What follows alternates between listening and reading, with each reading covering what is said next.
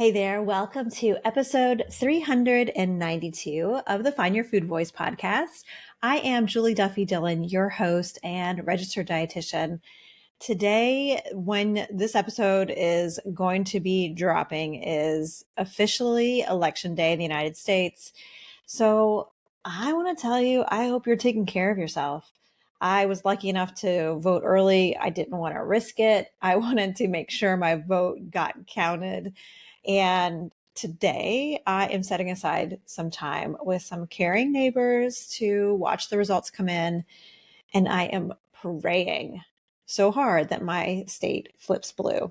So we will see. I know it's going to take some time before we even know, but just want to send lots of support and caring vibes your way. So this episode is one where I want to start off by asking you to picture someone with diabetes. What do they look like? What assumptions do you make? You've been misled about what actually causes diabetes, and that has led so many people to feel afraid. And when we make behavior changes based on fear, they aren't sustainable. I've witnessed this over and over again over the last 25 years. So I hope today's episode, which features a letter from someone who has feared getting diabetes and changed their eating because of it.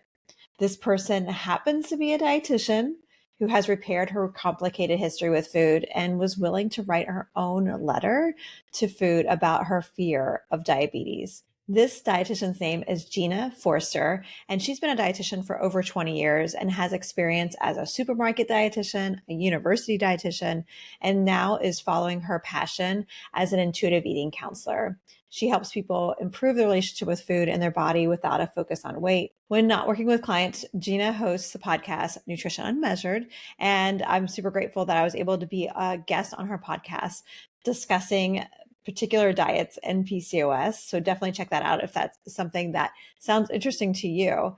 But something I want to say about this podcast in particular is as I was listening to Gina record her letter to food and like reading through it, I just really appreciate that experience of writing a specific letter to food about your struggles with eating and body image. I just think there's so much healing and transformation that can come, and being able to write this down. For many people, this is something that they'll just keep to themselves, but so many of you have submitted letters over the last, gosh, it's been almost 9 years of this podcast. Every chapter of the Find Your Food Voice book includes a letter to food and a way for you to do your own exercise to help you digest the information that I share in that chapter.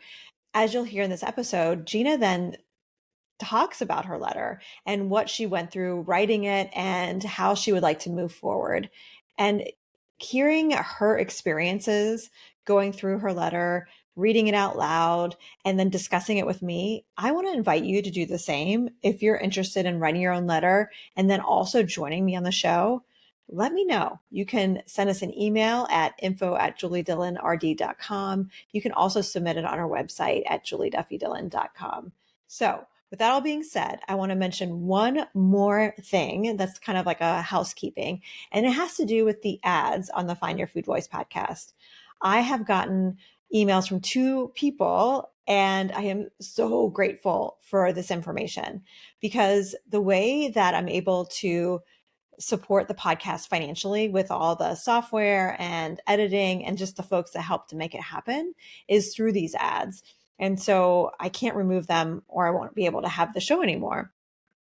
And the ads are tailored to you. And so the ads that I hear when I listen to my own show, yes, I do listen to my own show. I need to, right?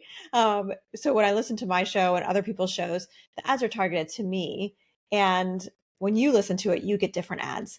And there have been two people who've let me know that they've gotten very diety, food shaming, weight focus ads. And so I have settings in my dynamic ads like program to help avoid this, but obviously it's not working. So I went in and just put in more, and I want to encourage you to skip the ads. as much as you need in order to consume this content. But if you would rather not have any ads, there's a couple different avenues. There is a tip jar that if enough people contribute, I don't have to do ads anymore. And that's in the show notes. But you could also watch the podcast without these ads on my YouTube channel, because everything I'm recording here now, if you're listening as a podcast, I go ahead and just throw it on YouTube as well. So you can actually just watch it. And there are no ads that are being put in dynamically. Of course, YouTube can have their own ads. I can't control that, but there won't be ones inserted by the same company that hosts my podcast feed. So with that being said, we are going to have a quick sponsor break. And after that sponsor break, and again, proceed with caution, you will hear Gina as she shares her letter to food. Dear food, I've always loved you. Even those 10 years I feared you, I still loved you. Growing up, I didn't think twice about you. I ate when I was hungry, stopped when I was full, never overthought my decisions about you. Wasn't guilted into eating certain types or amounts of you, eating less or more of you. We were good. Something changed around high school. My body was changing, yes. My stress changed too, and my thoughts about myself definitely changed. I'm sure it was a combination of external factors like TV shows and subtle messages about food in my body, but also having a mother who was constantly, quote unquote, trying to lose 10 pounds. So many things came together to make me what seemed like overnight fear you. I started weighing and measuring you like it was my job to limit you and only have so much of you. I became obsessed with not eating anything with fat, feasting mainly on egg whites, broccoli, cereal with skim milk, and rice cakes. I pretended I was completely satisfied, but the truth was I wasn't. This disorder carried me through my best years, college, where things got worse. But I believed I was fine, saying my eating was completely normal, my relationship with you was fine, and I was indeed eating plenty. I truly believed that was true. At a certain point, I couldn't restrict you any longer. I needed more. I started binging on types of you like peanut butter, my favorite food that I never allowed myself to eat. I felt out of control, but fixed things by overexercising, thinking there was no way I could allow moments of weakness to change me or change my body. I'd go to the rec, where I went to college, for hours.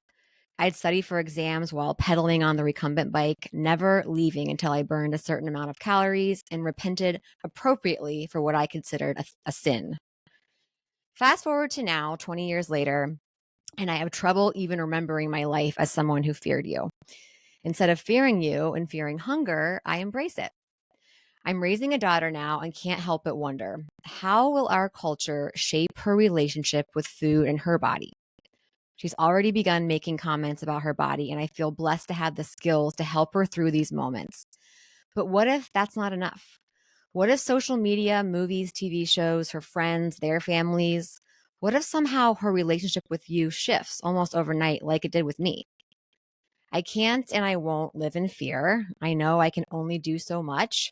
I know what I'm doing now, raising her in a house where I and her father love and appreciate you, food, and don't comment on her food or our bodies. I know this is helpful. It may not be enough, but I can and always say that I did my best.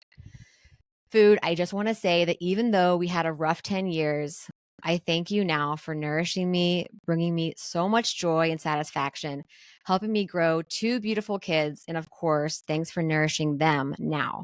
I hope they can always look at you with love and not fear. Your friend and admirer, Gina. Hey, Gina, welcome to the show. Thank you so much, Julie. I'm so glad to be here. Thank you so much for that letter and hearing you read it, because I got to read it before, but like hearing you actually read it, it packed a punch. And I'm curious, what was it like for you to write it?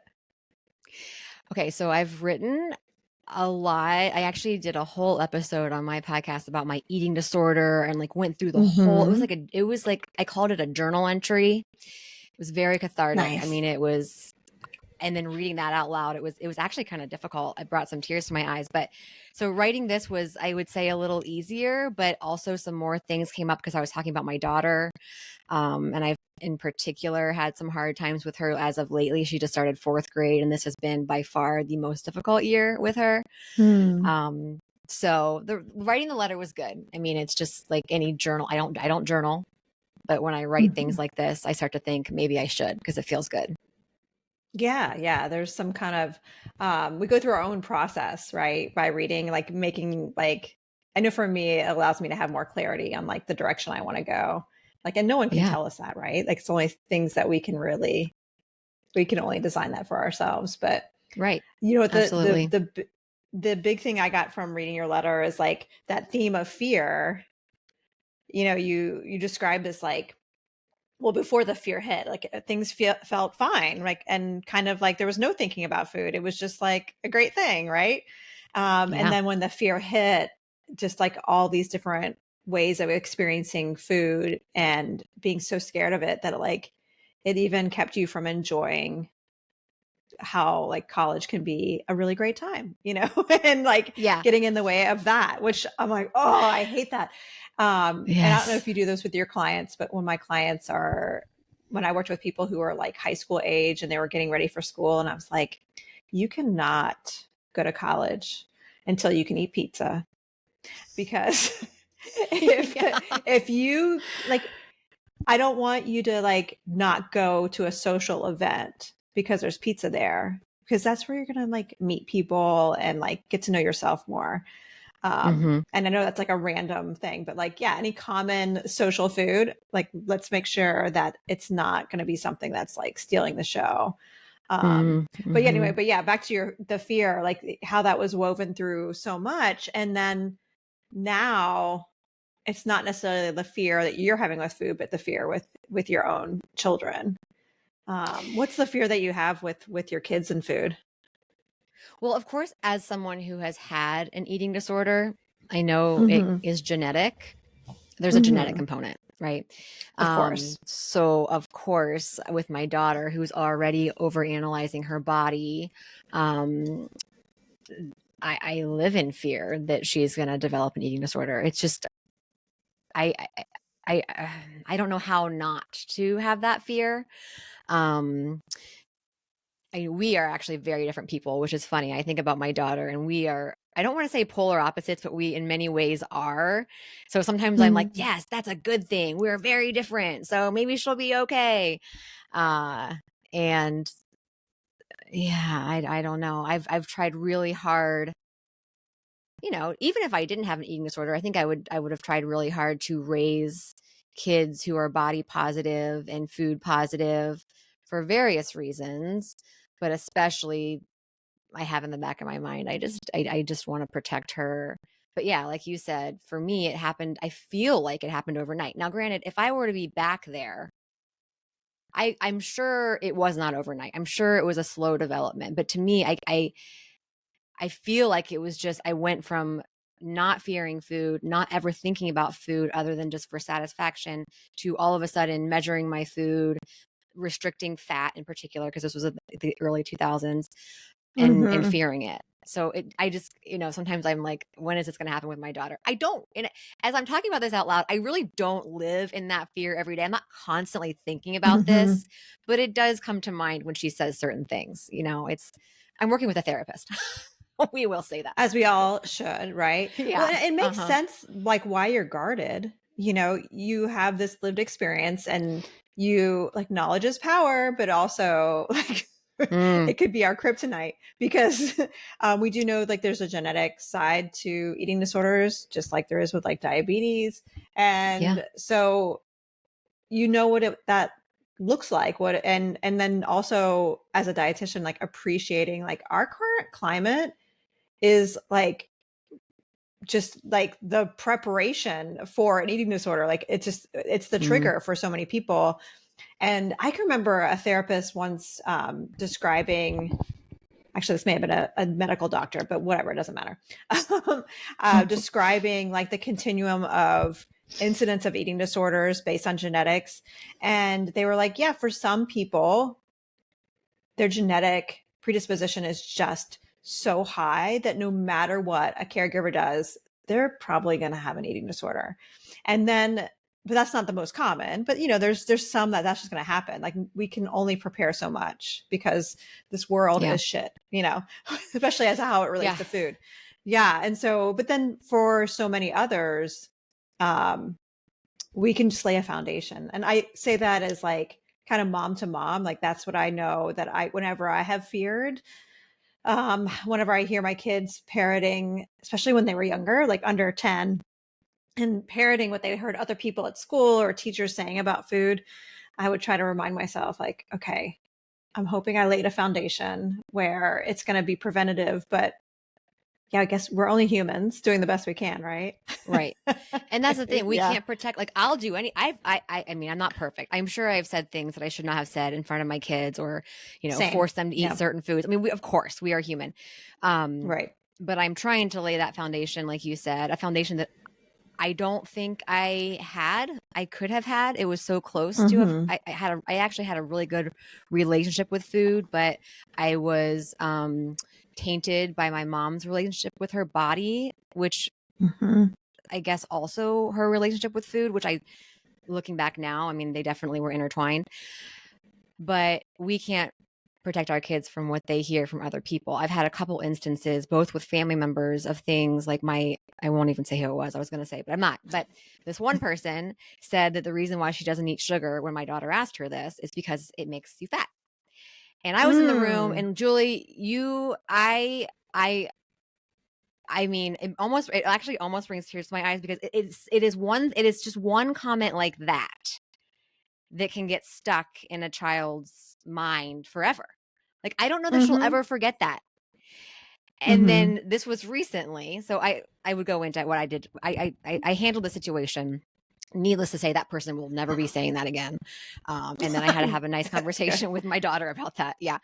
But then I recently had another situation where someone commented on my daughter's belly, which is so inappropriate. Yeah, boundary And I cross for don't even, sure. right? And she didn't even Yeah. recognize. I think that what the person had said, and then like later she said to me, and I was like, oh, like I thought that she just didn't even. It just kind of like went over her head. But then she brought it up to me later, and I'm like, gosh, she did, because she's like, Mom, what did he mean by? And why do people do this? It's just I can't. That's where I get like, again, I know I don't have total control. Mm-hmm. And for me, that's really hard, which is probably why I was predisposed to an eating disorder. Part of the reason. So something that I think is really great is that your daughter knew to come talk to you about this. I Yeah. think for a lot of us who, I mean, I don't know, like as a Gen Xer, like we didn't talk about feelings. That was just not something that was talked about. And if it was kind of a weakness culturally to do that. Mm-hmm. No one talked about going to therapy, things like that. And so now hearing, your daughter like went to you to ask, like that shows me there's like open communication, there's discussions about bodies. And I don't know what you think about this, but I put so much of my like, okay, this has to be the foundation and it has to be enough, because I can't live in fear, like you said in your letter. Like you just can't keep doing that. But like teaching my kids two things, like how to not diet, and then how size diversity is this beautiful, wonderful, natural thing. Mm-hmm. And like that comment about sugar makes us fat, like how that is like a double whammy, because it's teaching your child, which I have no idea your daughter's body size, but it's teaching your child that like certain bodies are more valuable, and that we should cut out pleasurable things to make sure we don't get to that point, and then Mm-hmm. also, Yeah. yeah, that this food has, by manipulating this food, by denying yourself it, you will stay valuable. Like, oh, Yeah.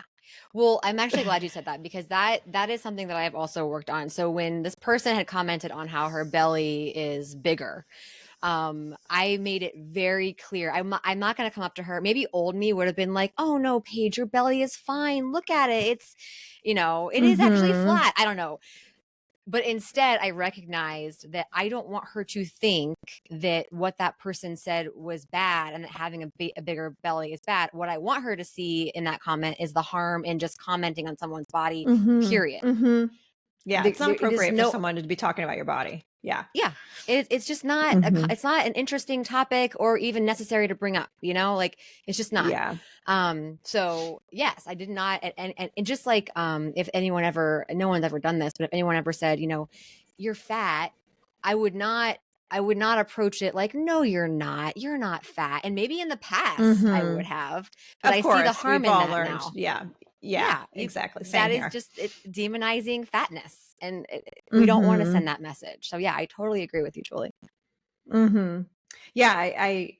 The thing I'm clinging to is like how I'm hoping that's protective, for our Yeah. kids, and also to Mm-hmm. like help make it a better world for the next generation. Then, if more people are brought up like with this just thought in their head that size diversity is this normal, natural, kick-ass part of being a human being, then we don't have to worry about debating whether or not a certain food is good or bad. Like Right. maybe a food, if you have some genetic predisposition, maybe that food can do different things to your cholesterol panel or something like that, or something, but not that that's a good or bad. It's just an is. Yes, it just is. Yeah. Yeah. And even as I say that, I'm like, no one food at that one meal has any power for your like cardiovascular health.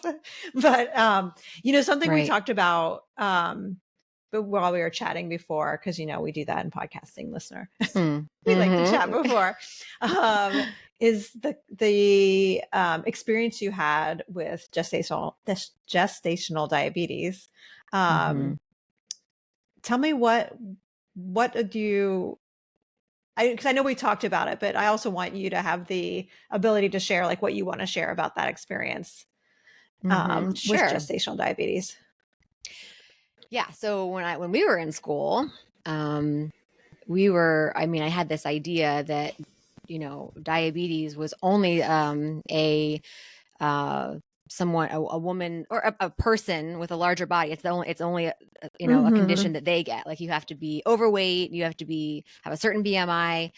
And so I never considered it something that I would get, diagnosed with. Now, gestational diabetes does not mean I have diabetes for anyone who's listening. It just means I had it during pregnancy, which does also put you at higher risk for having it later in life.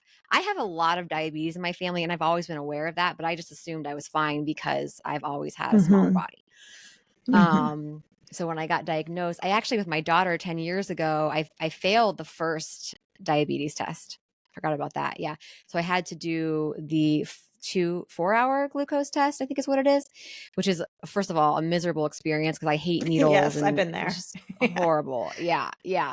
So I actually didn't get diagnosed that during that time. But then for my son, which he was born almost 7.5 years ago, I did get diagnosed, and that was shocking for me. I mean, Was it? oh my gosh, very shocking. I just could not believe it. And of course, like most women with gestational diabetes, I was blaming myself and thought I had done something wrong, but now I know better than that. That's not true. But Well, at tell the me about that. time, What have you learned since to not blame yourself?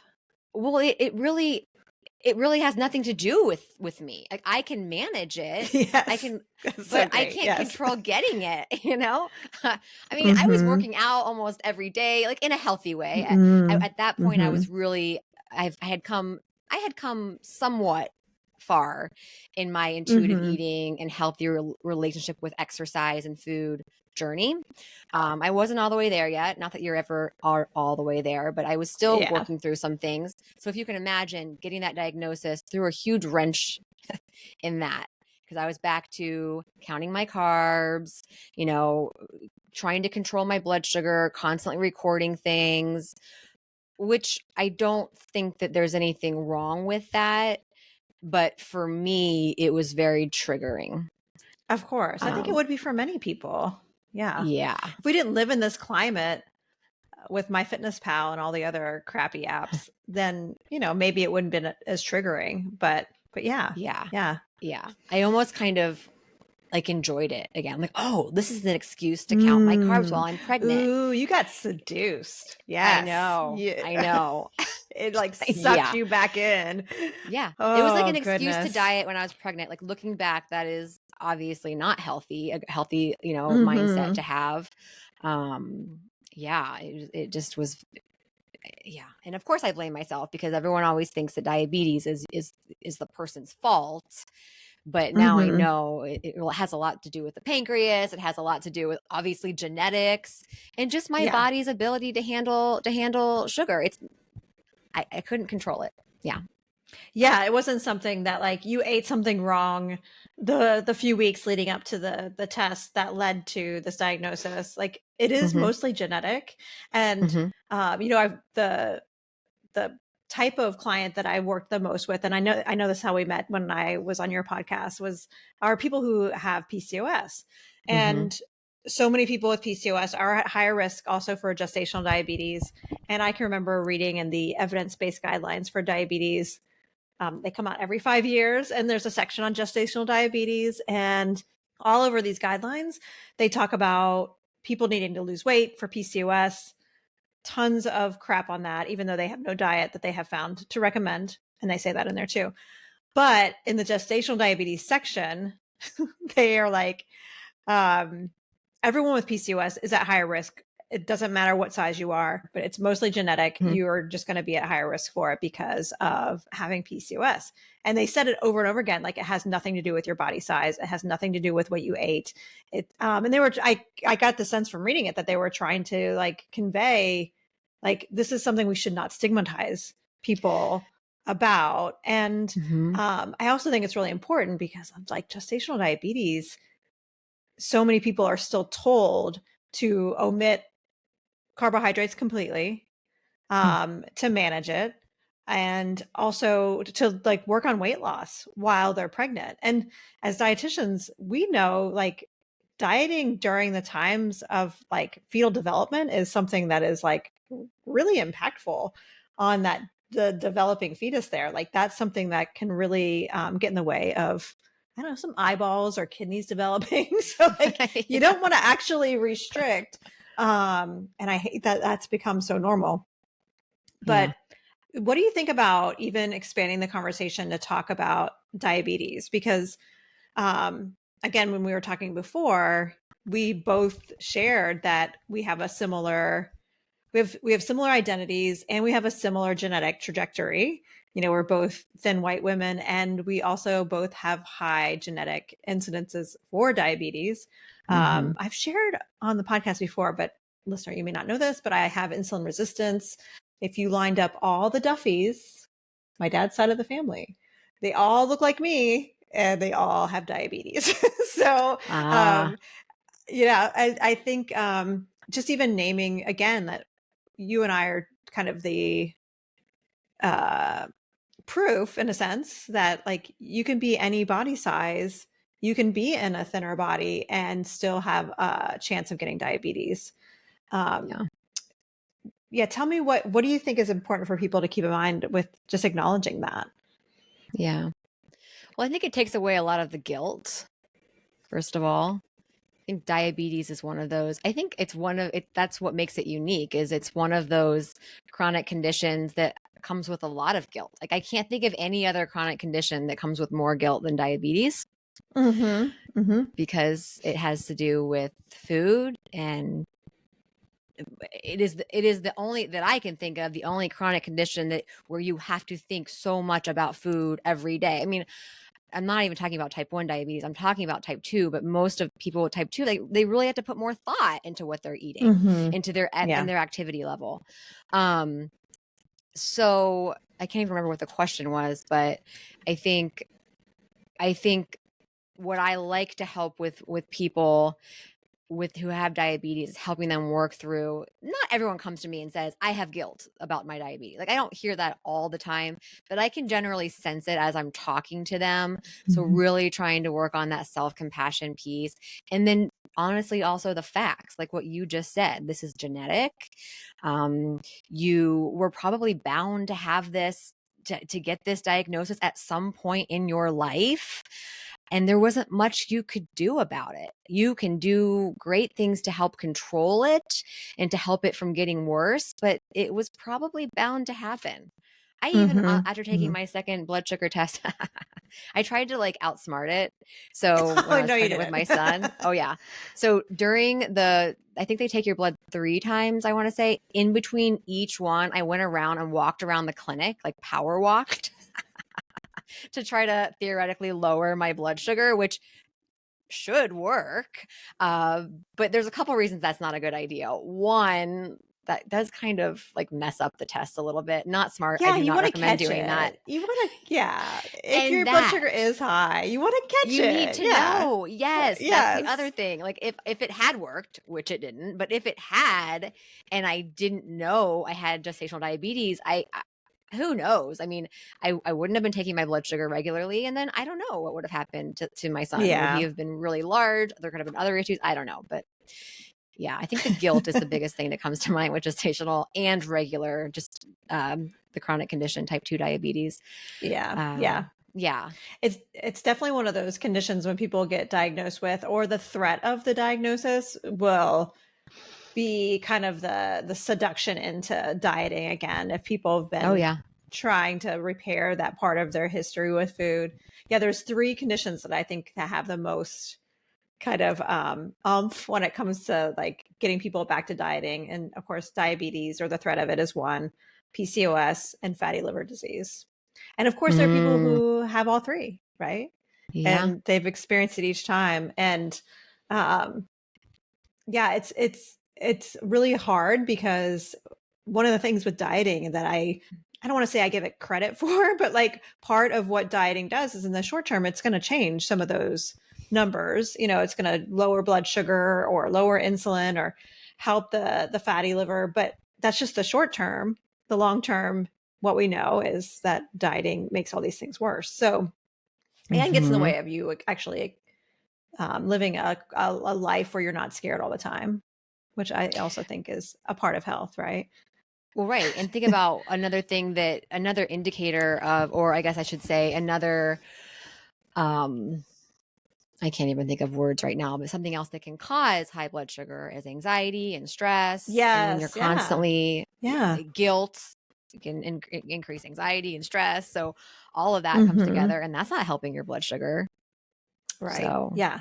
Yeah. yeah, Exactly. dieting. Yeah. Exactly. Yeah. And yeah, I think the big thing that I'm getting from all of this is that we can live our life in fear of a chronic disease, but it probably won't change the outcome anyway. And so like why don't we like teach people how to like be in the moment and allow food to be an asset instead of this like thing to be scared of, and Hmm. appreciate what we have control over and what we don't, and have compassion when we aren't going in the direction that we were hoping we would go, you know? Yeah. Oh, I like that. That was good. Well, with the last few minutes left, what I'm thinking about is I don't know, maybe someone who is listening and has a family history of diabetes, and they're hearing what we're saying, and they have Hmm. kids they take care of, maybe their own or kids in their life that will have the same genetic susceptibility. What do you hope that they get from this conversation? Mm, that's a really good question. I'm currently thinking about my own kids because this actually Mm-hmm. this concern goes through my head often because as a dietitian who is more on the like food freedom and Mm-hmm. non-restriction side of things, my kids sometimes I look at what they're eating and it's hard for me to not jump in and be like, no, don't eat that. No, that's bad for you. I mean, I would never say that. But like for example, my son this morning had a Pop Tart and a chocolate chip waffle with syrup. Okay. Mm-hmm. Yeah, not the most balanced breakfast. And I do think about this. Like is this setting him up for failure down the road? But I think the moral of the story is it comes back to control what you can control. My husband has taken over breakfast. I am not going to be a nag about breakfast. I will Oh let no, him, no. I put my little, suggestions in there. Oftentimes he listens. Um, Sometimes he doesn't, and that is okay. I control what I can control. I will continue to offer them a variety of foods, a variety of especially fruits and vegetables and lean proteins and whole grains. I will never stop doing that, even if 70% of the time they don't eat it. But that Yeah. is all I can do. And then Mm-hmm. also, I'm trying to lead by example. I want them to see what I'm doing, being active, getting outside, enjoying a social life, having friends, eating a relatively balanced meals most times. I want them to, even though that might not necessarily do anything, that's what I have control over. And Yes. I think it's a good start. So I think control the Mm-hmm. controllable, kind of like what you said. And that's, as parents, really, really all we can do. And I think that's good Mm-hmm. Mm-hmm. enough. Yeah. Yeah. The thing that I always think about with being a parent and like looking at a plate of food or a snack that a kid is having, like we're seeing just that moment.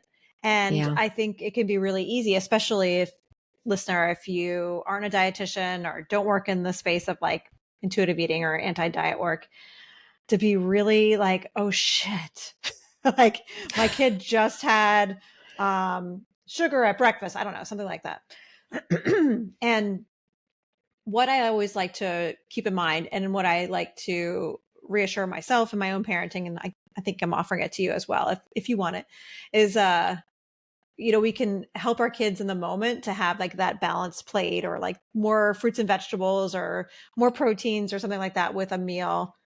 Like we can do that for right now, but is it going to help in the long term? And I know you and I both see like, oh, yeah, our clients that we're working with who had parents who controlled everything that they were eating, we probably wouldn't describe their eating now as adults as healthy. Right. There's probably a lot of shame with eating, either lots of fear with food or eating food in secret because there's so much shame with it. And so I think the thing to kind of weigh is like, do I want my kid to have this like picture of healthy eating, however I would describe it now, or do I want them to have that as a grown up? And like, I think Mm-hmm. modeling is one thing that we can really do, is like modeling just like the whole picture of what variety and moderation and balance, like what that looks like, and not Yeah. being afraid of food, um, is going to set kids up for as much as they can, like we said earlier, from as much as they can to have a relationship with food that includes, all the things that, Yeah. are going to be options for them. So Mm-hmm. as I say this to you, just know I'm saying it to myself too. Cause like we're all Yeah. living in the same shitty climate when it comes to food. Yeah. Yeah. No, It's I think that's constantly good. hard work. Modeling is the biggest thing that I think about. And then I will say, like this morning, I am someone who will offer my kids, like, there was Mm-hmm. banana. Would you like to have a banana with this meal? And generally my son, for example, would say, no, no, no, I don't want a banana. And I'm not going to force it because I don't want him to hate Yeah. bananas. But you're exactly right. I do sometimes think about like my clients who had pushy, fear mongering parents, and it rarely did that help. So it's kind of good validation for what Mm-hmm. I'm for Mm-hmm. what I'm doing. Yeah, Mm-hmm. but he went to school hopped up on sugar today, and okay.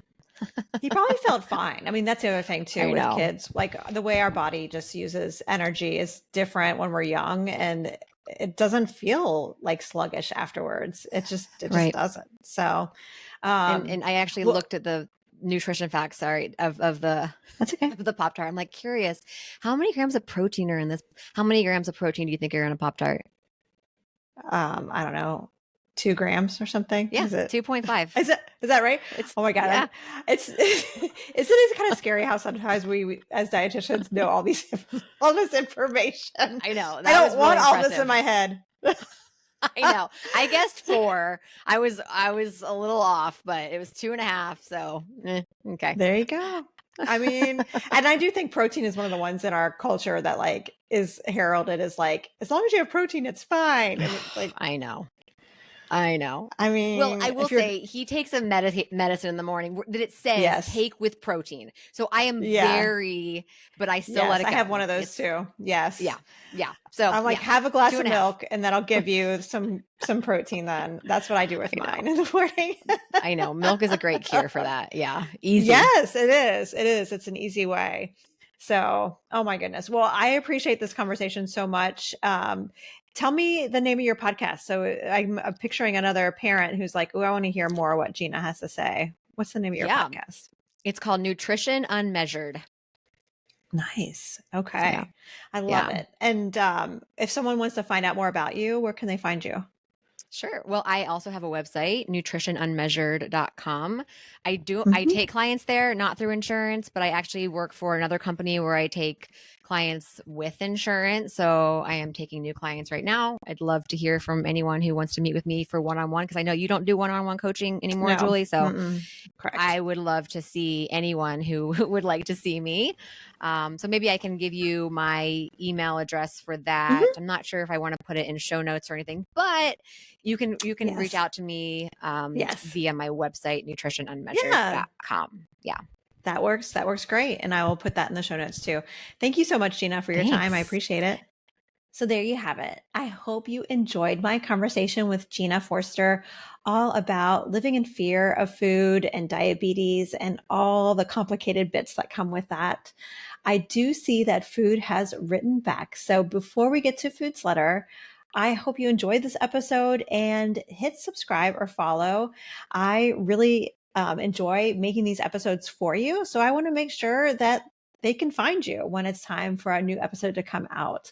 And if you haven't done so yet, leaving us a rating or review or commenting on YouTube is also a great way for more people to find us. So thank you in advance for supporting the Find Your Food Voice Independent podcast. All right, like I said, food has written back. But before we go, I want to say I will see you next week, or I will be in your ears next week. And until then, take care. Dear Gina, thank you for fighting to help people understand how diabetes isn't their fault. Getting diabetes is still mostly genetic, and any person of any size can experience it. Teaching your children and reminding yourself that having a kind, compassionate relationship with food, along with teaching body diversity, helps lower blood sugar and increase safety for everyone. We are grateful you no longer fear us and instead work on what really needs to be fixed, our dieting world. Keep going. It is making a difference. Love, food.